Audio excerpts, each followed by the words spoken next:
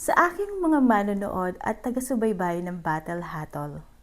Matapos ang mahabang panahon ng pagmamasid, pakikinig at masusing pag-aaral, narito ako ngayon upang ibahagi ang isang mahalagang paghatol.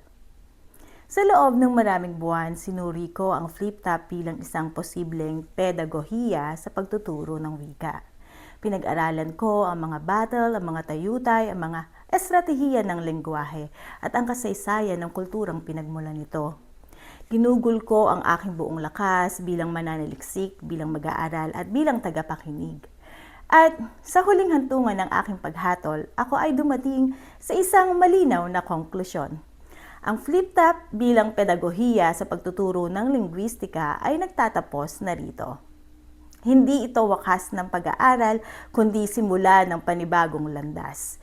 Lubos akong nagpapasalamat sa inyong pagsama sa akin, sa mga araw ng kakengkoyan, sa mga araw ng seryosong diskurso, at sa mga araw na may baong aral ang bawat salita.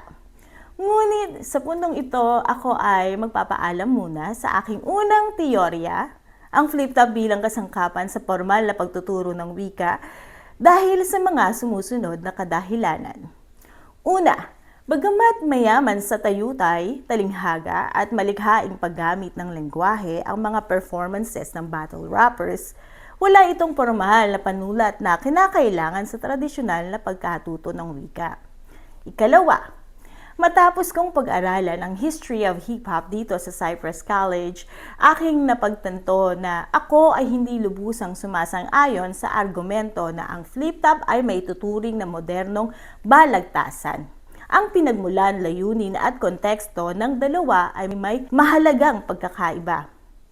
Ngunit tandaan natin ito, ang paghinto ng isang teorya ay hindi pagkatalo, ito ay paglilinaw. Dito pumapasok ang panibagong bukas na pinto.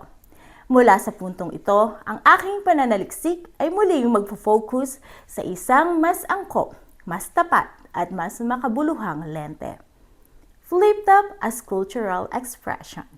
Isang pagtingin sa flip-top bilang partisipasyon ng mga Filipino sa pandaigdigang kultura ng hip-hop bilang espasyo ng identity, boses at kolektibong karanasan, hindi bilang silid-aralan, kundi bilang entablado ng kultura.